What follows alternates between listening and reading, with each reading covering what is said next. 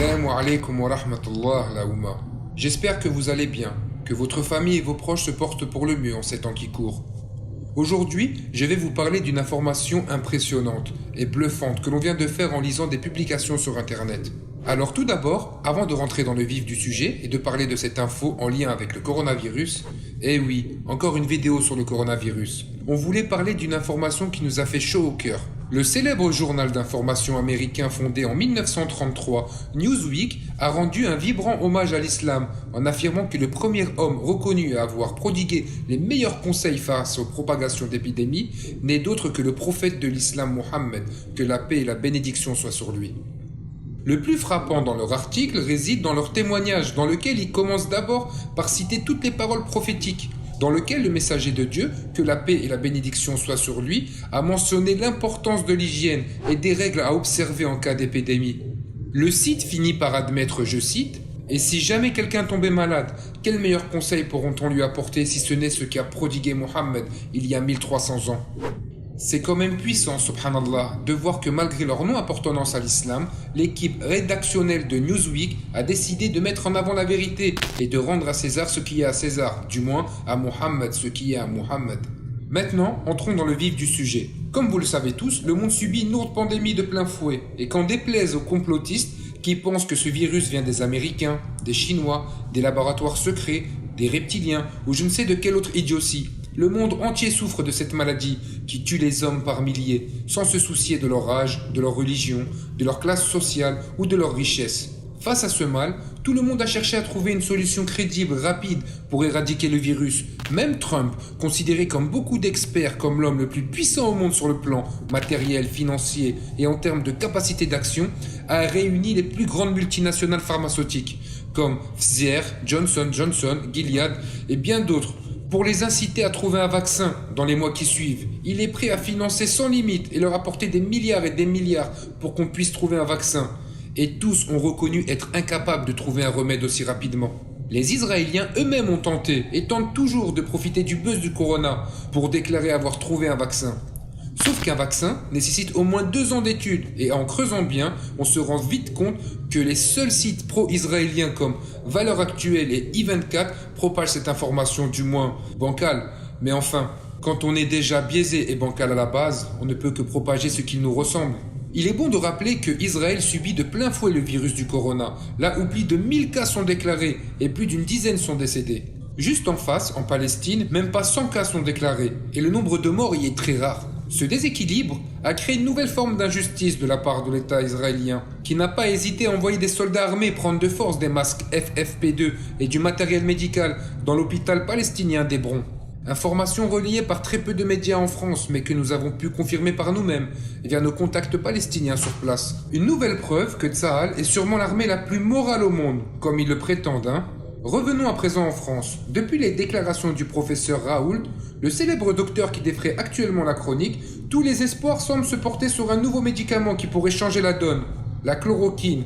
Cette substance médicale semble avoir fait ses preuves, et bien qu'il soit encore trop tôt pour l'affirmer avec certitude que ce médicament soit une guérison sûre face à la maladie, mais l'optimiste y est de taille.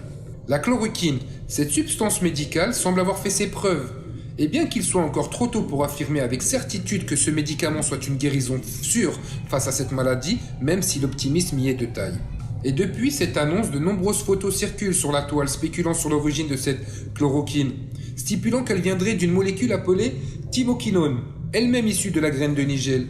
On a donc voulu chercher des infos sur cette fameuse thymoquinone pour voir si c'est vrai ou pas, et la réponse est claire. En contactant des médecins et des chercheurs, on s'est rendu compte très vite qu'il s'agissait d'un hoax ou d'une fake news, que beaucoup se sont mis à partager de partout, et sans vérifier la véracité. Pourtant, le Coran nous demande toujours de vérifier les infos auprès des personnes habilitées avant de les partager et de les transmettre. Là, en l'occurrence, on aurait tous pu au moins faire un minimum de recherche pour vérifier si c'est vrai ou pas. En plus de ça, ce type de mensonge ne sert vraiment pas l'islam. Pourquoi ? Eh bien, parce que c'était comme si on était obligé de mentir pour sublimer ou donner de l'importance à notre religion. Comme si l'islam n'était pas déjà suffisamment pétré dans des mensonges et des fausses informations avec Derch et ce qui en suit. En plus de ça, c'est abusé un peu. Déjà de base, le traitement à la chloroquine n'est même pas sûr et garantit rien. De simples tests ont été effectués sur une poignée de patients. et le monde entier se précipite à partager l'information de partout. Donc au final, on se trouve face à deux éléments non vérifiés qui détruisent la chaîne de transmission. Nous qui sommes des musulmans adeptes du hadith, c'est un peu dommage de nous voir transmettre des infos non vérifiées pareilles. Sauf que en même temps, chez Jena TV, on n'a pas voulu s'arrêter là. On a continué de chercher et on s'est dit, si on dit aux gens, la chloroquinine n'est pas issue de la graine de nigel, certains vont croire que la graine de nigel ne peut pas guérir du coronavirus. Or, le messager d'Allah, sallallahu alayhi wa sallam, a dit, la graine de nigel est un remède pour toutes les maladies, sauf la mort. Elle peut donc, selon notre croyance, guérir et protéger des maladies. On a donc cherché des preuves dites scientifiques, et en creusant un peu plus la question de la nigel, on s'est rendu compte que cette graine, appelée parfois cumin noir, a été l'objet de centaines d'études scientifiques à travers le monde, et qu'elle dispose de bienfaits incommensurables. Par exemple, en recherchant sur Google Scholar, la référence des études et publications scientifiques, on est tombé des nues. La Nigella sativa, comme les scientifiques l'appellent, détient des bienfaits médicaux face aux problèmes cardiovasculaires, face à l'asthme, elle détient des propriétés antioxydantes, elle aide même à guérir certaines maladies du ventre. Et mieux encore, elle permet de protéger en partie face à certains cancers. On a voulu chercher un peu plus sur cette graine et savoir si elle avait réellement un lien proche avec la chloroquine. Et nous sommes tombés sur une thèse doctorale du pharmacien Abdelsalem Badreddin, qui traite cette fameuse Nigella sativa. Et là encore, devinez ce qu'on a trouvé. La graine de nigel est plus efficace que la chloroquine elle-même, de par leurs propriétés antioxydantes comme l'affirme le docteur. Donc, si jamais la chloroquine venait vraiment à guérir du Covid-19, eh bien il y a des chances que ce soit aussi le cas de la graine de nigel. Mais encore une fois, c'est à prendre avec des pincettes. Là, à ce niveau, on pourrait se dire que l'affaire est pliée et que, alhamdoulilah, cette graine est considérée comme un cadeau venant d'Allah. Mais en voyant le nom du docteur, on s'est dit que peut-être il est influencé par sa religion, un peu comme nous, et qu'il a voulu trop mettre en avant les bienfaits de cette graine, parce qu'elle est mentionnée dans un hadith. Donc, pour s'assurer du bien fondé de cette information prodiguée par cette publication, on a creusé un peu plus le sujet. Et nous sommes tombés sur des publications diffusées sur la fameuse revue scientifique Springer, dans laquelle il est affirmé la même chose. Oui, la nigel est plus efficace et puissante que la chloroquine. Merci à tous d'avoir suivi cette vidéo. En écrivant ces lignes, nous sommes nous aussi estomaqués par la découverte. On a envie de le crier au monde entier, sur tous les toits. La solution était devant nous depuis tout le temps en croyant trouver le remède. Un peu comme une personne portant ses lunettes qui pense les avoir perdues alors qu'elles sont sur son nez. Avant de partager n'importe quoi à tout va, on rappelle que la chloroquine est pour le moment le remède le plus probant face au coronavirus, mais que les conclusions des docteurs et des spécialistes n'ont pas encore affirmé à 100% que la chloroquine guérit. Quoi qu'il en soit, le croyant croit ce que le messager d'Allah lui a dit. Et puis c'est Dieu qui guérit. Toutes ces graines et médicaments ne sont que des simples moyens. La science aussi n'est pas tout le temps fiable. Beaucoup de fois, les découvertes scientifiques ont toujours évolué. Et ce qui est considéré dans la science comme une vérité aujourd'hui peut être un mensonge demain. Donc nous, en tant que musulmans, on croit que la graine est une guérison à toutes les maladies comme l'a affirmé le meilleur des hommes.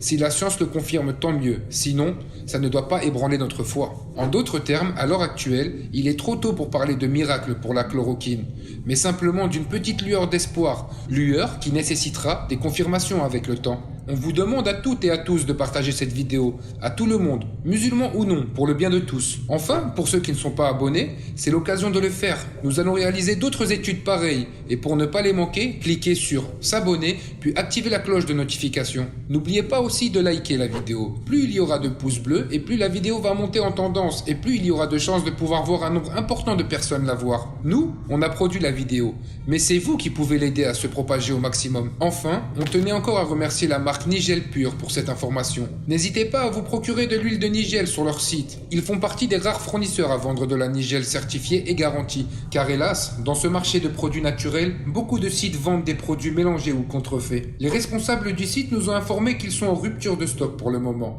mais qu'il suffisait de leur laisser un mail sur leur site et qu'ils recontacteraient très prochainement les personnes intéressées pour les fournir en huile de Nigel. Quant à moi, je vous dis merci à tous d'avoir suivi la vidéo et à très bientôt sur Jena TV. Qu'Allah vous préserve tous, vous et vos proches de tout mal. Wassalamu alaikum wa rahmatullah.